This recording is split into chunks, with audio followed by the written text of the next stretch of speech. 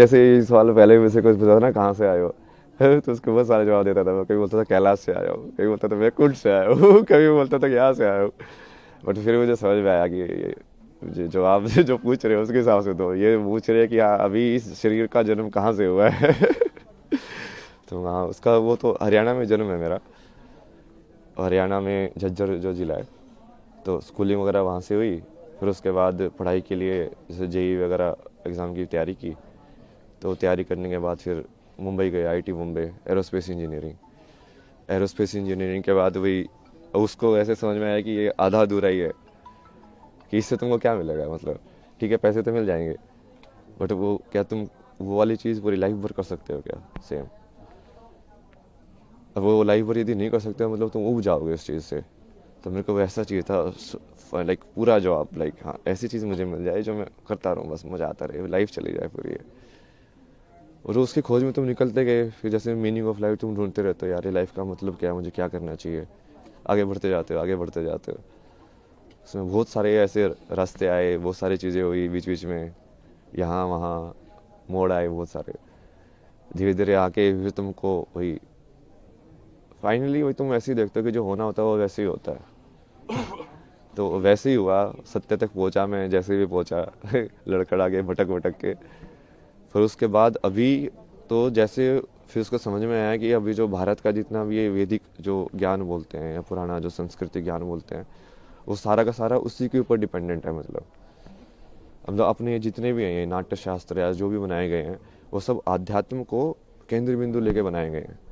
सब राग जो डिज़ाइन हुए हैं, म्यूज़िक से लेके, परफॉर्मेंस से लेके, फिर रहन सहन से लेके, फिर जो जो परिवार का जो विधि है, शादी का विधि है, संस्कार जो होते हैं बच्चों के सारे ये उस चीज़ को केंद्र बिंदु लेके डिज़ाइन किए गए हैं, पूरा सिस्टम। जो पूरा जो जैसे आश्रम की व्यवस्था थी पहले कि हाँ ब्रह्मचार्य आश्रम होगा, गृहस्थ आश्रम होगा, तो वो पूरा वैसे ही उन्होंने बनाया है कि अब इस माया में तुम कैसे डिज़ाइन करो कि वो आध्यात्म वाला जो कनेक्शन है वो बना रहे, कि लोग खो ना जाए ज़्यादा। क्योंकि माया को तुम हटा नहीं सकते हो, क्योंकि वो माया बनी हुई इसलिए एंजॉय करने के लिए, उसको जीने के लिए। बट वो यदि कनेक्शन टूट जाएगा, जो कि अभी काफ़ी टूटा हुआ है, अभी लोगों को वही लगता है कि ये सब अलग अलग है। अलग अलग नहीं है, वही की चीज़ है वो। ऐसे ऐसे कौन क्या कैसा आध्यात्म है, और कौन सी चीज़ें जिसने आपको ट्रिगर किया आध्यात्म में, इस स्पिरिचुअलिटी को? ऐसा तो कुछ नहीं है ना जिसने ट्रिगर किया स्पेसिफिकली, लाइक अलग अलग थे चीज़ें जो अलग अलग मोमेंट के लिए ट्रिगर करते गए। भाव आया आध्यात्म की, अब अध्यात्म में जाना है, क्या हुआ ऐसा? मतलब आध्यात्म आप किसको बोल रहे हो? उसके ऊपर है ना जवाब। अब यदि तुम वैसे देखो तो किसी चीज़ सवाल के बारे में सोचना, बैठ के चिंतन करना, वो भी आध्यात्म ही है। चाहे मैंने कुछ भी पढ़ा हो या नहीं पढ़ा हो, शंकराचार्य को पढ़ा नहीं हो, विवेकानंद को पढ़ा नहीं पढ़ा हो, यदि मैं अपने में ही बैठ के सोच रहा हूँ, बैठ के जैसे रमना महर्षि थे, उनके दिमाग में एक दिन ये ख्याल आया कि ये मौत क्या होती है। तो बैठ के उस मौत को देखने लगे यार कि अच्छा ये है क्या ये। तो उनको ज्ञान की प्राप्ति हो गई। अब आप क्या बोलोगे, क्या ट्रिगर था उसका, वो क्या जरूरी थी, कुछ जरूरी नहीं थी। क्योंकि वो करने वाला तो अब वो अध्यात्म से रिलेटेड थे क्या नहीं थे, नहीं उन्होंने तो ऐसा कोई वो साधना नहीं की, कुछ संन्यास नहीं लिया, कुछ नहीं किया।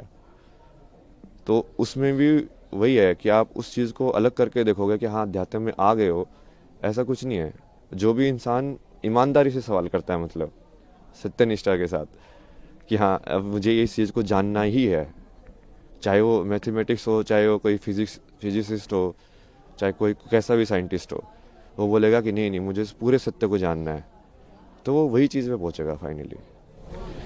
मतलब जी ऐसी कौन सी चीज़ है आज की पीढ़ी का जो आध्यात्म से एक अलग वो होता जा रहा है, उसको लेकर के क्या कहेंगे, क्या दृष्टिकोण है आध्यात्म का है?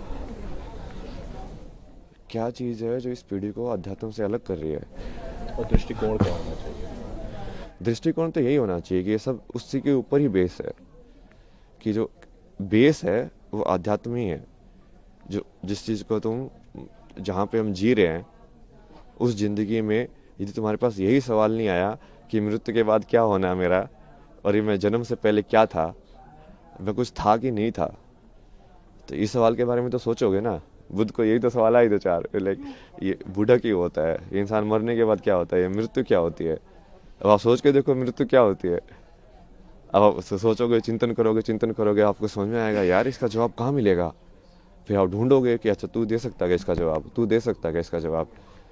मान लो सेटिस्फाई हुआ, आपको समझ में आया कि हाँ ये जवाब है, नहीं तो जो आप उसके जो पद्धति है उसको फॉलो करोगे कि हाँ अच्छा इसको ऐसे जवाब इसका पाया जा सकता है। तो उसके वही बहुत सारे तरीके हैं, बट वो हर चीज़ वही से रिलेटेड है।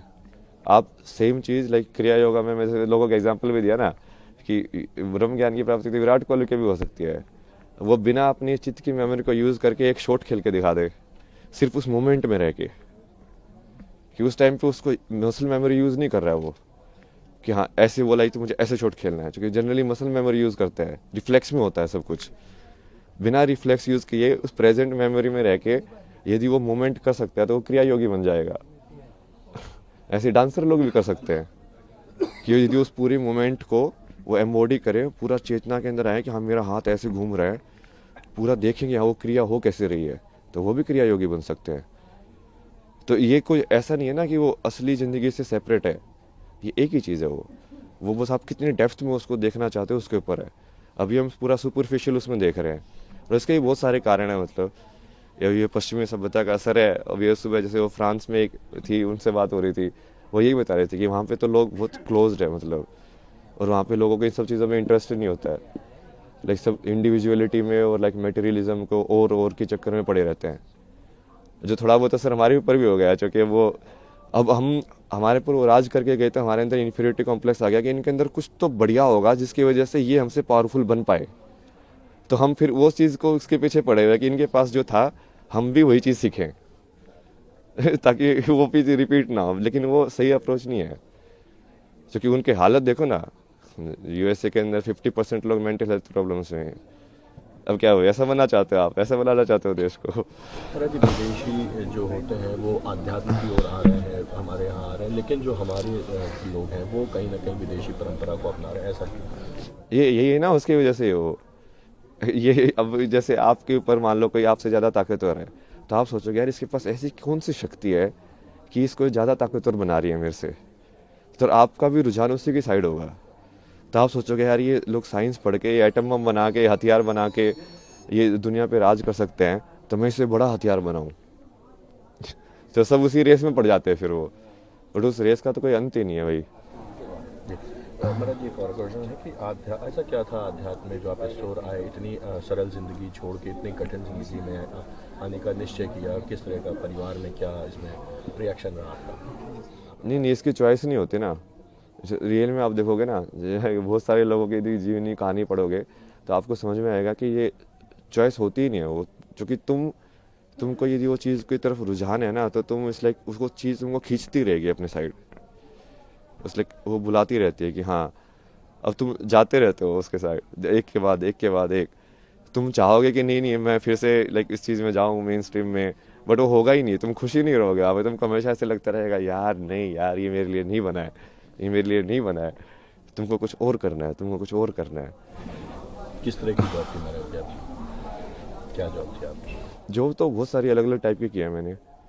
लाइक अभी जो लास्ट जॉब थी वो तो इसमें थी यूआई यूएक्स के अंदर, ये ऐप्स वगैरह डिज़ाइन करना, वेबसाइट डिज़ाइन करना, इसका फ्लो वगैरह डिज़ाइन करना। उससे पहले जैसे जिसमें भी काम किया मैंने, ये ट्रैवल फोटोग्राफी या डिसोर्स करके एक प्रोजेक्ट आईआईटी बॉम्बे का गवर्नमेंट स्पॉन्सर प्रोजेक्ट था। उसमें बेसिकली वो डॉक्यूमेंट करने के लिए इंडियन आर्ट्स एंड क्राफ्ट और हिस्ट्री को, तो उसके थ्रू ऐसे मैं बहुत जगह पे घूमा, बहुत सारी चीज़ें डॉक्यूमेंट किए मैंने, पुराने टेम्पल्स लाइक पेंटिंग स्टाइल्स और ये सब। उसके बाद जैसे इसमें भी काम किया मैंने, मैगजीन्स वगैरह में, फिल्म मेकिंग भी की मैंने, डॉक्यूमेंट्री फिल्म्स में मेरी लाइक फिक्शन फिल्म भी है बहुत सारा कंटेंट है भाई। महाकुंभ को लेकर के क्या संदेश देंगे? किस तरह की व्यवस्थाएं लगी आपको? क्या व्यवस्था तो सही है। अब उसमें मेन जैसे मैं तो ये चाहता हूँ ना कि ये सारी चीज़ें सिर्फ आध्यात्मिकता से लिमिटेड ना हो। यहाँ पे बेसिकली महाकुंभ के अंदर देश के सबसे बड़े बड़े साइंटिस्ट भी आने चाहिए। वो इसरो के साइंटिस्ट वही बैठ के तुम डिस्कस करो ना विज्ञान को, और वो बोलो उन बाबा को कि यदि तुम्हारे पास ज्ञान है तो तुम इस चीज़ का भी जवाब दो तो वो जब चीज़ें मिलेंगी तभी होगा एक साथ वो, कि वो तभी वो समझ में आएगा कि हाँ ये चीज़ें तो जुड़ी हुई हैं।